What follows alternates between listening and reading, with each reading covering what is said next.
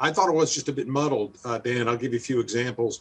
He said, let's lower prices by reshoring U.S. production. Well, look, I'm all for reshoring. I think it'd be great it happens. But the reason this economic activity takes place offshore is because they've already determined that it's lower prices offshore. So you can't simply assert or plea or make an argument that you're going to lower prices if you come back, or else they'd already come back. So that was just an odd argumentation, I thought. On energy, he didn't talk about increasing supply. He said we're going to take energy from the strategic reserve and deploy that, which is a good idea as a one-off, but that doesn't fundamentally change the supply-demand dynamic. So what can be done to get U.S. production up? Could he say something about nuclear power? Could he say something about putting more drilling land at ease? But he's not. He has ambivalent feelings, I sense, about getting U.S. energy production up. So he didn't go down that path. So I thought it was not a very forceful message. But let me say this. I think if we're all sitting down, say 6 months from now, I think David alluded to this point, and I agree with it.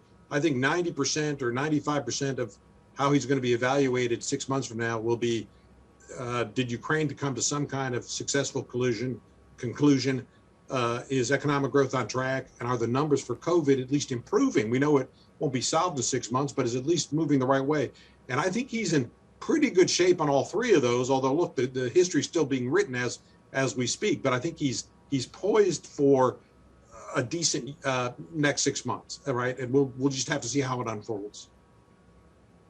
David, I can see you shaking your head, perhaps in acknowledgement or in denial. Did you want to respond to that?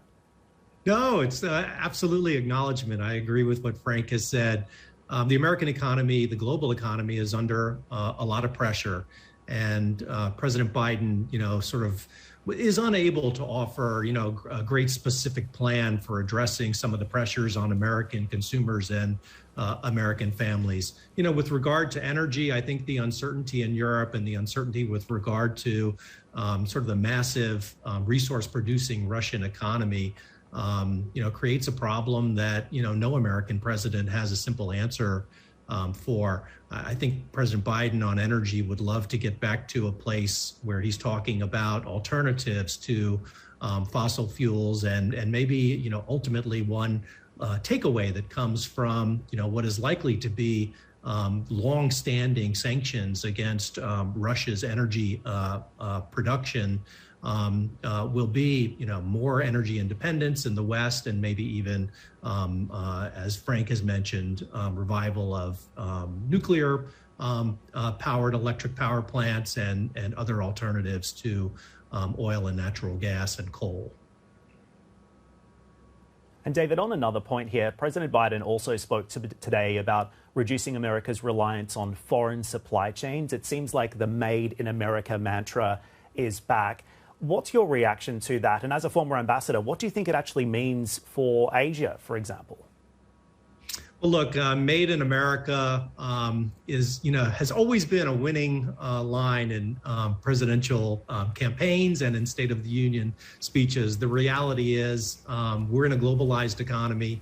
And as much as the United States would like to return its manufacturing capacity to, what used to be called the Rust Belt in the United States, the dynamic of the global economy, and as a result, global supply chains is here to stay.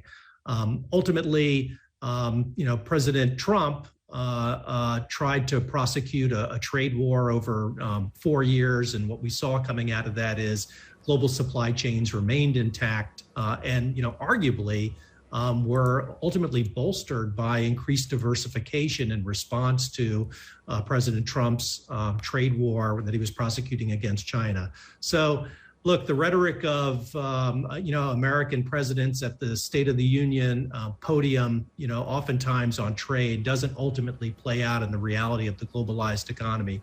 One thing I think that will be interesting is what's happened in Eastern Europe, what's happened in Ukraine, seems to have sort of strengthened and sort of redoubled the unity amongst the Western European countries, and maybe that ultimately will inure to the benefit of global supply chains in Europe. With regard to Asia, it's interesting. I suppose leaders in Beijing were happy listening to President Biden's speech, because this is the first time in the last few years, at least, that China hasn't been sort of at the top of the list in having the Made in America conversation.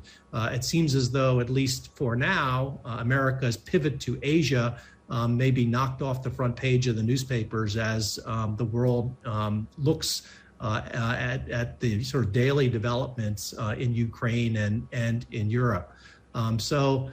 Supply chains in Asia are likely to not just remain in place, but may ultimately benefit from what most people are seeing as a likely recession in Europe.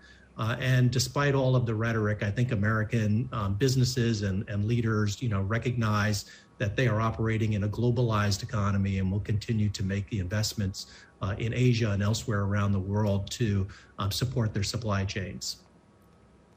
Absolutely, and that is what makes it so fascinating. Frank, your response to that as well. And with regards to this Made in America mantra, how can President Biden actually execute on this when this administration and administrations past, let's say, maybe not the Trump administration included, but perhaps the Obama administration, was so late to countering the rise of China?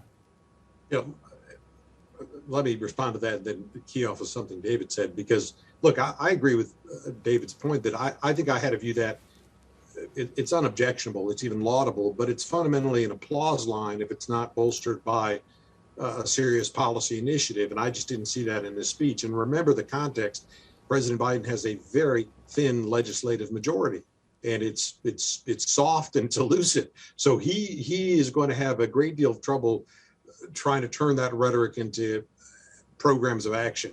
So I think we have to say it's more of a hope than a plan of that. But I want to agree with my friend David on his comments on China, because I think successful handling of the Ukraine crisis, which I give the president high marks on to date, will be very helpful in establishing a better conversation with Beijing for the U.S. and for Europe. That I think Europe had largely been dismissed by Beijing as a commercial collection, not interested in a specific policy agenda, and not worth engaging on these policy matters. I think this Ukraine intervention changes that dramatically, that the West is still a very important construct in international policy, that the West can move on financial and on political military issues very quickly. There's a high degree of unity in the NATO and the other European partners, and it's a useful way to start a conversation with Beijing with that in the backdrop.